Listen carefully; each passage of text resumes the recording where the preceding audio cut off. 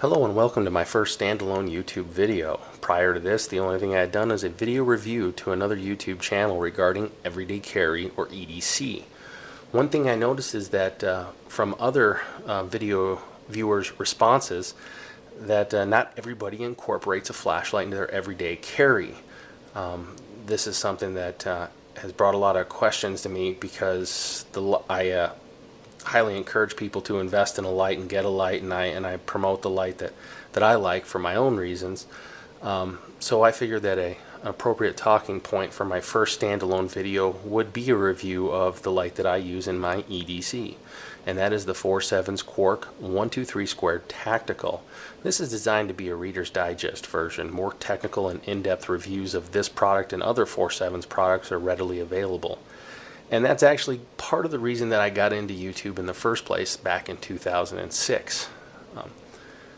Being involved in tactics and gunfighting for as long as I have, I wanted to know as much as I could about a subject before I made a commitment, which could be as simple as purchasing a product and trying it out for a few months.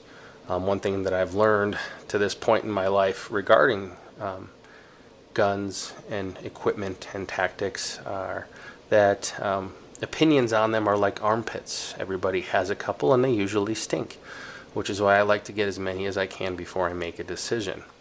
So without further ado, let's discuss this light. Now this is the, as I said, 4Sevens Quark 123 Squared Tactical.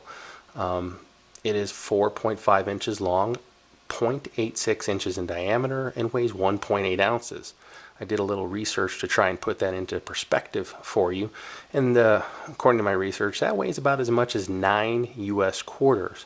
Now the power source on this is going to be 2 CR123 batteries.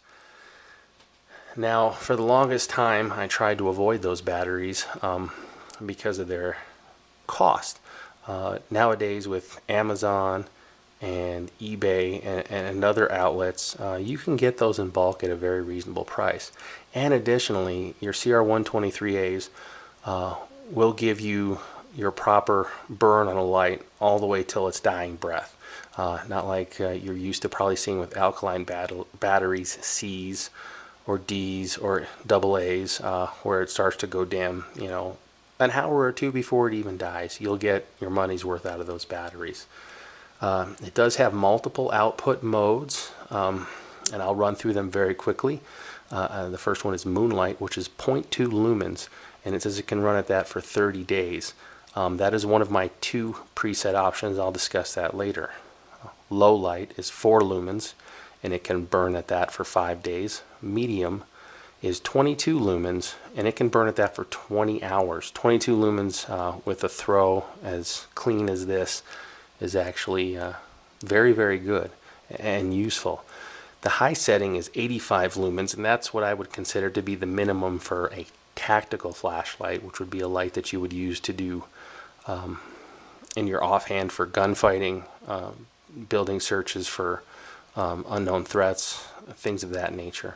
And it can burn on the high setting of 85 lumens for 4.5 hours. Now the maximum setting is 230 lumens, and it can burn at that for 1.5 hours. So keep in mind this weighs as much as 9 quarters and can throw 230 lumens. A decade ago, that would be unbelievable. This thing right here on its high setting will outshine a spotlight on a police interceptor.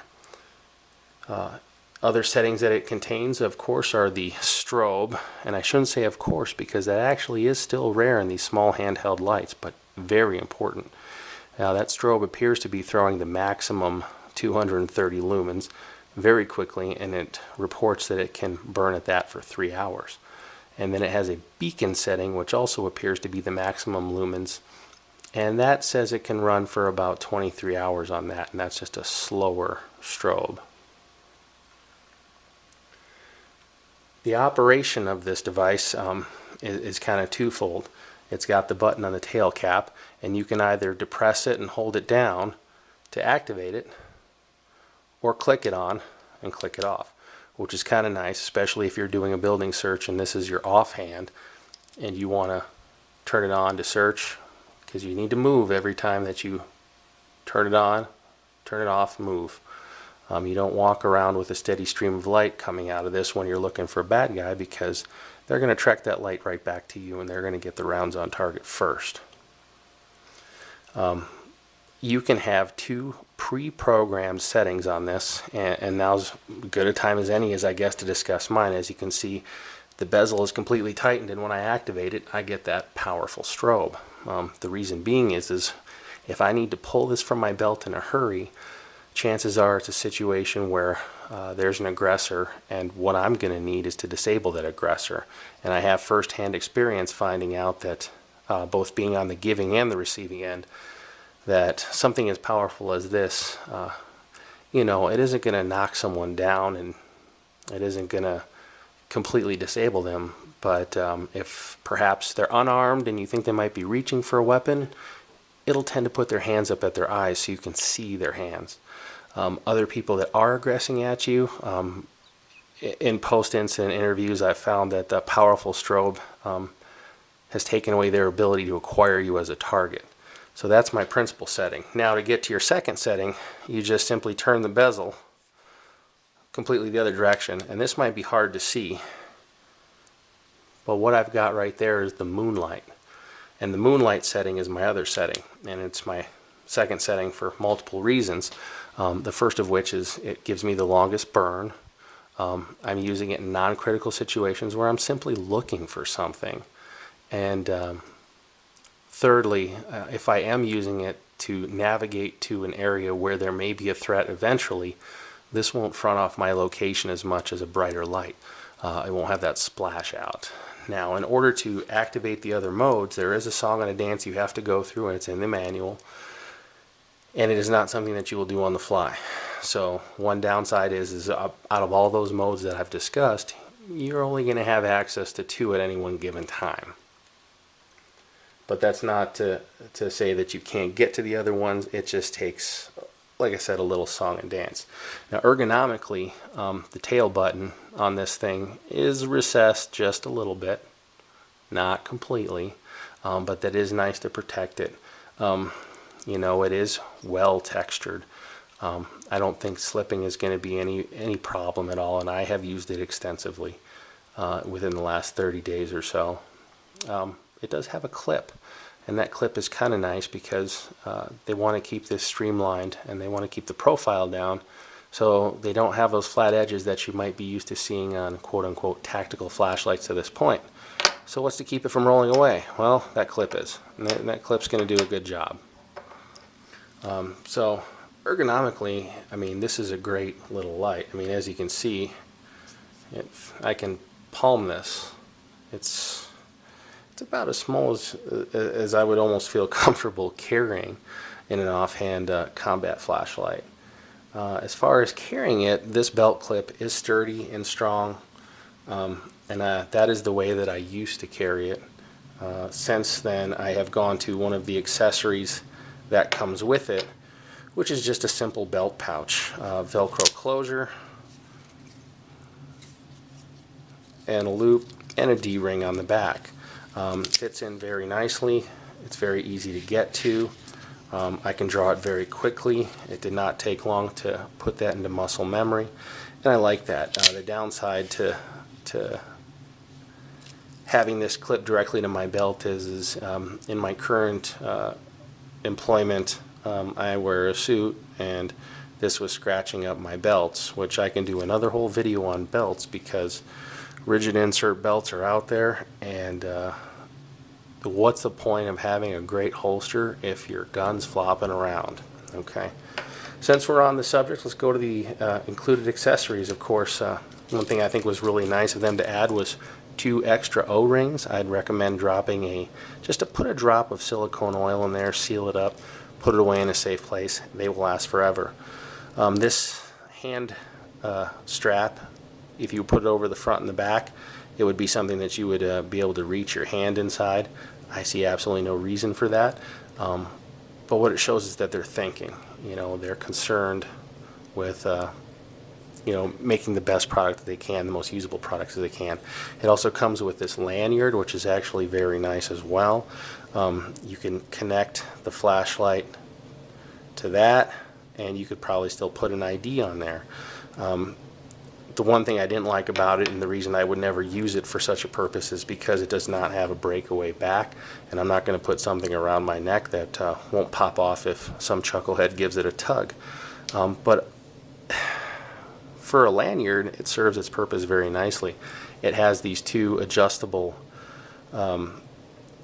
pieces on them, and what that works really good for is if you're searching with a gun in one hand that's lighted and a flashlight in the other, which is the way to do it in my humble opinion.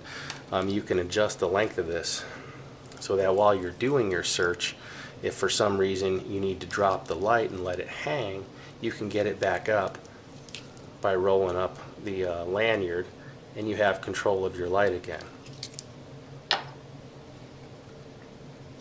And now as far as the durability goes of this light, there are, like I said, other reviews out there, and I have not seen any problems with their finished product. There have been some pre-production models that I've seen have problems on the 4Sevens line. But I've seen them dropped in water, actuated in water, buried in dirt and sand, and no problems with any of the finished product. Now, as far as the cost goes, I purchased mine for $67 on Amazon. I've seen them as high as $85. Now, this morning, I belong to a website called dvor.com. They tell you about every 24 hours what they're going to be selling the next 24 hours, and this morning they were going to be selling 4Sevens products. A buddy of mine wanted one of these, and I picked him one up for $52. I also picked up a Maelstrom for $100, and that's to be mounted on one of my long guns. So $52. That is unbeatable in this market. I don't think you're going to find a light of this quality and this power for $50. It's just not going to happen, which brings me to the next point, which is the value. I would give this, as far as value, a 5 out of 5 stars. I will never use the word perfect because it just simply doesn't exist. Something I've also learned over the years is that anybody that deals in extremes at all the time regarding topics is usually wrong or lying. I always do this, I always do that, this is perfect. This might be best, but there is no such thing as perfect. If this was perfect, you know, it would throw 500 lumens and have a burn time of 100 hours on that. There is no perfect, but this is 5 out of 5 stars because it's affordable, high quality, lightweight, powerful, easy to carry, and versatile.